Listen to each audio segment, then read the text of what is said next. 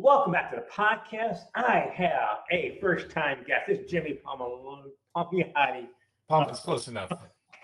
from Mad Cave Studio Pop Kill. It was a miniseries last year, and as a time guest, Jimmy, I want to know your origin story. What got you into comic books and made you a lifelong fan? As a kid growing up in Brooklyn, I have a couple of older brothers, one younger brother who's in comics, Peter. And this is before cable, before computers, before phones and TVs and all that kind of stuff.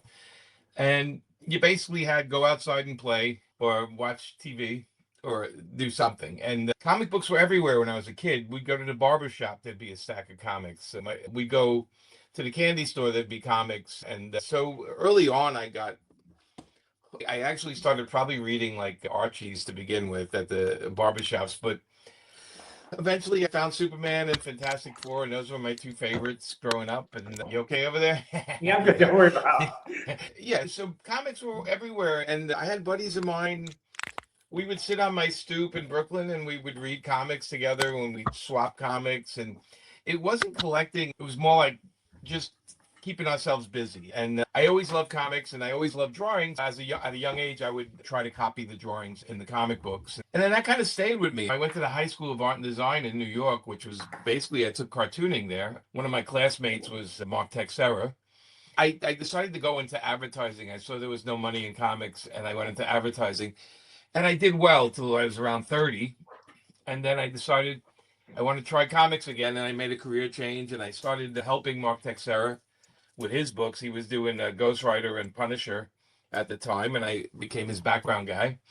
And eventually I just started picking up work at Marvel Comics. Because I lived in New York, it was easy to go up there. So I was up there every week, and I was picking up jobs, and I've been working ever since. The long story is how long it took me and how many samples it took me, and how many times I got rejected. That's the long story. Short story is I just kept after it, and eventually I started getting work doing the artwork side of it. And then I started self-publishing with Joe Quesada, and then I started getting into the writing in around the 2000s, beginning mid-90s, 2000s, and I've been writing comics and making comics ever since. What made you bring Pop Kill to Mad Studio? So we released Pop Kill as 3 Kickstarters for the 4 books years before, and we did very well with it. We had a great audience for the book, and so much so we did 3 Kickstarters, right? Usually don't do that unless you're going to have some attention to it. And I was doing some work I met with Mad Cave about some stuff, and we talked about some work. And I had friends up there that worked there, and the people out there are great. And it just happened that I liked what they were doing. I was able to meet with the crew there and discuss about what we would want to do with the book. Mark London and his crew, Mark Irwin and those guys, were interested in the book to publish it for mainstream, and we got together and we talked out a deal. And my deal was that they could reprint the books, but they have to do all new covers because it's very important for me to make sure my Kickstarter backers have exclusive art and exclusive covers. So I wanted to make sure they were happy, and at the same time they had books that were extremely limited and probably worth a lot more money now because of this. But Mad Cave, they came out with the book. We did the program where retailers could order only a couple of hundred, and they could make their own covers on it, and that's been going really well. But I don't think anybody saw the success of the books coming. Mad Cave doesn't do adult books normally, so we were their first adult comic because there's nudity and violence and language in the book. But they were the right guys at the right time, and we've been partners on this now ever since. They've just a great company, great bunch of people. And I said, Mark London, pleasure to deal with, wonderful man, great writer, and he understands and loves comics, and it was just the right place. Everybody knows your name for the most part, but not everybody follows through with comic books. So if somebody hasn't read Pop Kill, why should they check it out?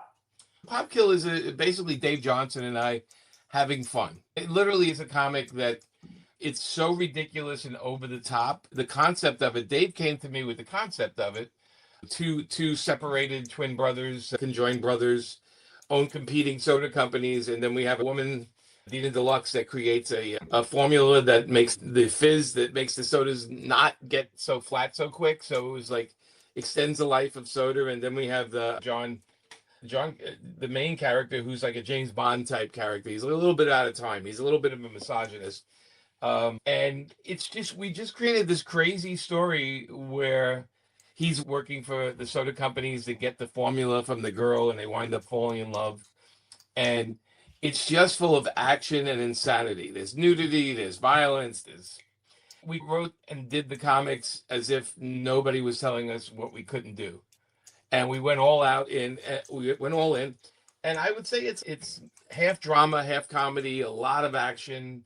And for some reason it hit a nerve. Like everybody who reads it, we both thought it was going to be a hard sell. Like, why should people buy this? And then everybody reads it, says, "Oh my God, it was so much fun. It's you got to do more." So a lot of times, when you're creating something, you don't really know what the reception. If I'm writing Punisher, I already know the Punisher people are going to buy it. Even if they complain, they're going to buy it. And Harley too, the same thing. If I'm doing Harley, they know. With Pop Kill was an experiment, but I think it just hit a certain nerve. I think adults like it because the material doesn't talk down to them. And in the end, it's the initial series is 4 issues that have a beginning, middle, and end, which is nice to get in a comic book as well these days. When you take on a project, fans know when they're reading something from you, there's a certain kind of expectation.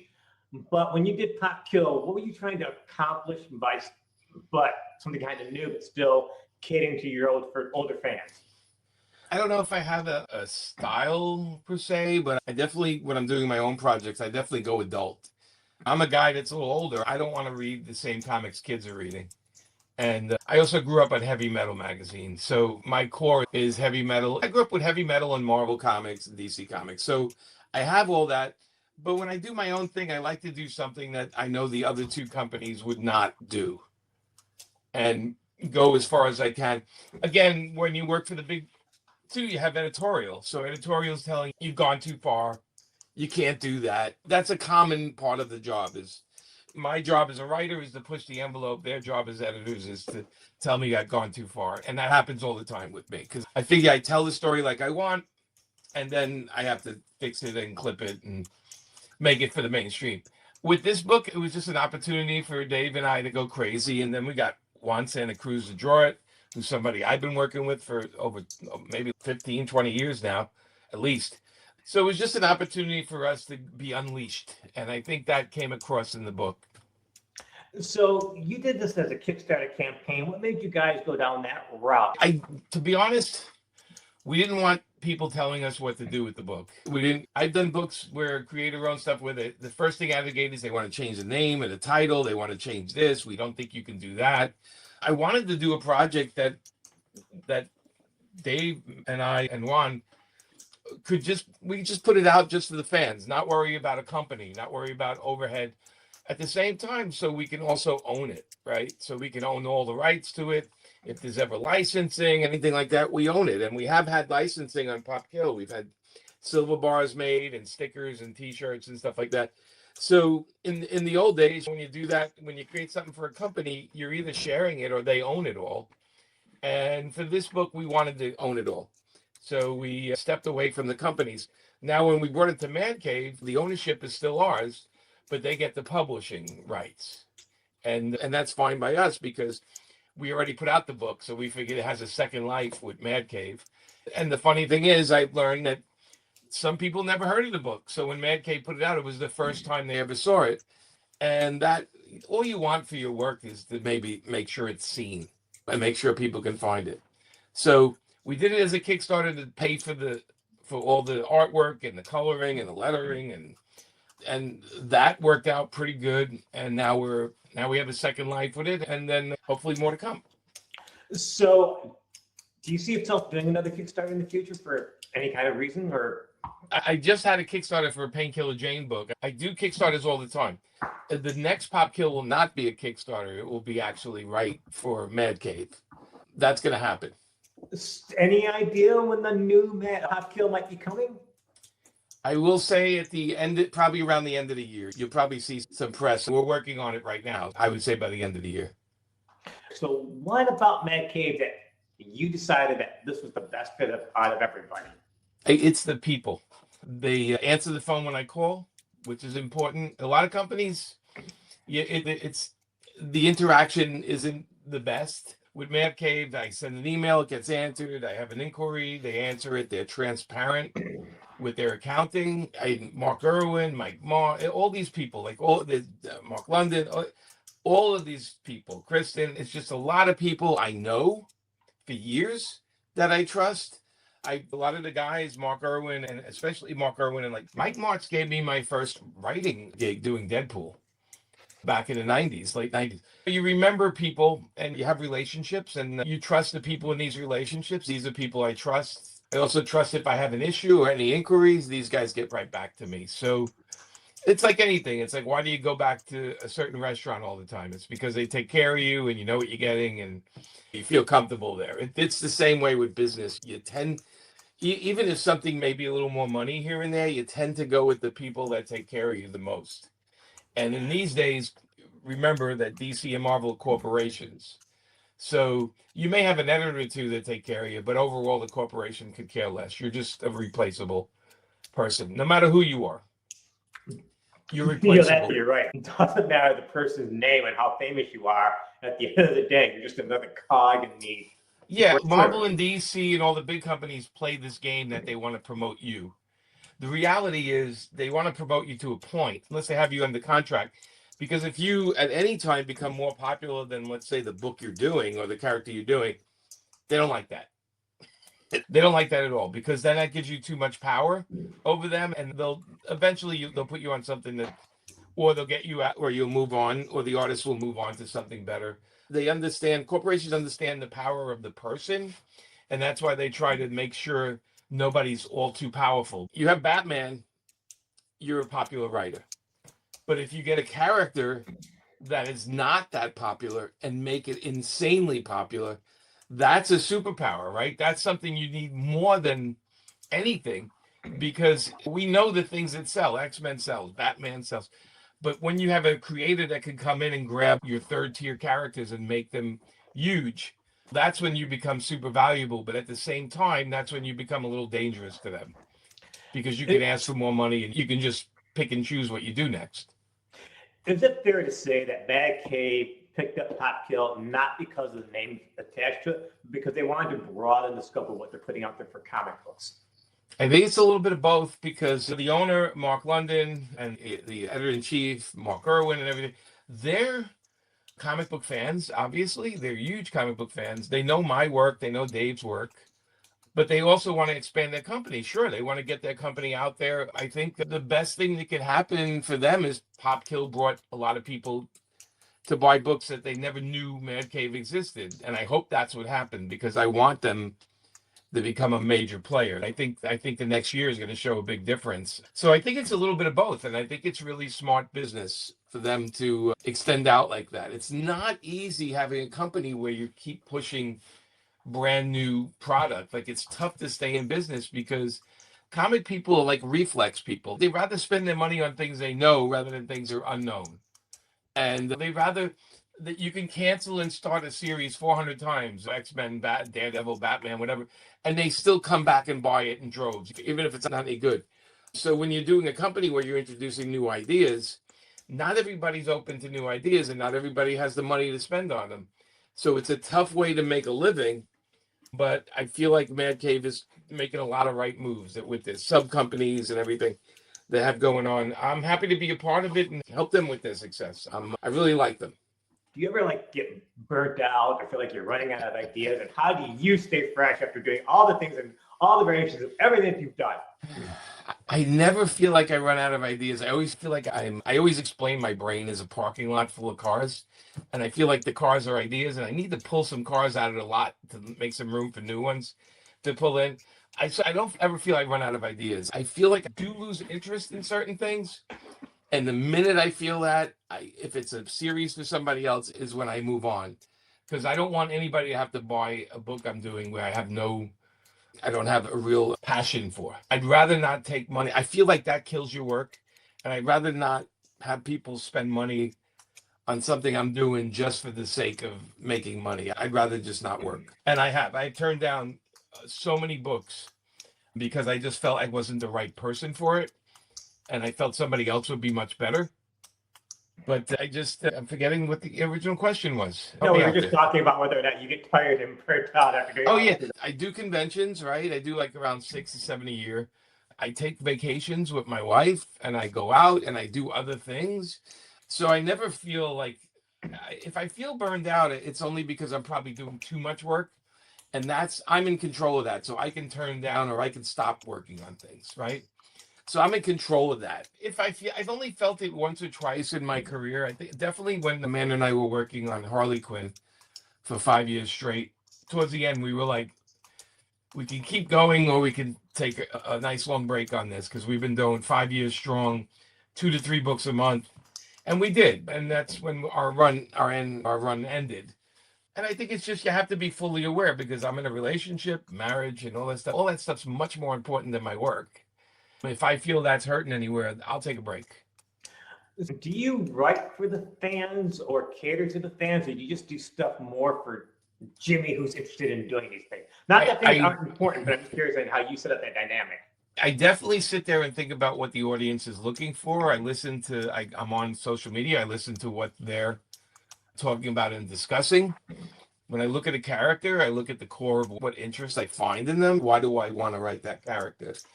And I try to write for myself with the thought of, oh, the audience is going to love this, or the audience is going to hate this, or whatever it may be. But I have to be entertained first. If it's not entertaining me, then I probably shouldn't be writing it. So it is a balance. I will say it's what makes me happy first and foremost, but I'm also working with an editor a lot of times that tells me what they're looking for. So I have to find this interesting. They hit me with a concept. I have to find an interesting part of it. I was offered a series recently and they asked me to do it and they said, hey, but we want it to happen with this and this. And I said, I'm not your guy for that. I said, think of me in another time because I don't want to write about sports. That's not like a thing I'm into so much. So that happens, but for the most part, I write for myself with the audience in mind. Before you start wrapping things up, what current projects are you working on right now? I do a monthly book for Todd McFarlane at Image called Deadly Tales of the Gunslinger, and it's a gunslinger character set in the West. And I think issue 14 is out now. That's my favorite thing I'm writing right now. Hands down, it's the craziest book. I'm writing issue 17 or 18, I think 18 right now. And the book's so crazy and out of control. I'm having such a good time writing it. I am familiar with writing westerns, and this one is set after the Civil War, but it's also with Todd's character, right? So it's a little supernatural and it's very over the top. It's a teen plus book, so there's nudity, there's violence, there's everything in it. That's my monthly I'm doing. I just finished up 2 Punisher books. I had Punisher, a Daredevil book came out, and then the Punisher World, the Dan Panosian book we did. I'm working on a lot of one shots and Painkiller Jane books, but I would say Deadly Tales of the Gunslinger is the one every month you can go in and pick it up. Jimmy, I asked you that question because there's just so many comic books out there that I, even as a fan, who I can't keep track of all that. So I'm going here. You're 100% correct. My office is in a comic shop, and the wall for the new books is it's 4 cars lengths long. It is big wall of new books, and it is tough to figure out what to buy, and it can be overwhelming to people as well. I will say that the books I'm doing have a narrower audience because they're adult books. So right away, it's most of them are not for kids. But I say if you like my run on Jonah Hex and if you like my work in general, I would say Deadly Tales of Gunslinger is an easy buy every month. It delivers a lot of different things. Just try one. I think the trade book for the first 6 issues just came out. I want to say it's right here. Yeah, here we go. That's right here. So that's the first 6 issues. So if you feel like, oh, I need to catch up, this will give you everything you need. And then you can just hop on a new issue. I write them so if you're just starting it, you know where you are. That, like I said, with Pop Kill, the books are out. They put out, in before the new series comes out, they put out like a holiday reprint of #1. And they have one for Easter that came out, and they have one for July 4th coming out. But I will say they just came out. I don't have a hardcover yet, but they just came out with the hardcover collection. So if you ask your comic shop about, that's the entire 4 issues of Gunslinger. Okay, I'm sorry, of Pop Kill. but they're not right. They're not 20 page comics. They're like 35 pages each. So it's a decent sized book for the price. And again, if you haven't seen it, there's Dan Panosian's cover. I love Dan's cover on it. But I would say give them a try. If you like my work in the past, yeah, I think you'll like these books. It's still me writing it. It's still my voice. It's still crazy insanity going on, and comics should be fun. Jimmy Palmiotti from Mad Case Pop Kill. Thank you so much for joining me today. Thank you. Thank you, Ronald. That was a lot of fun.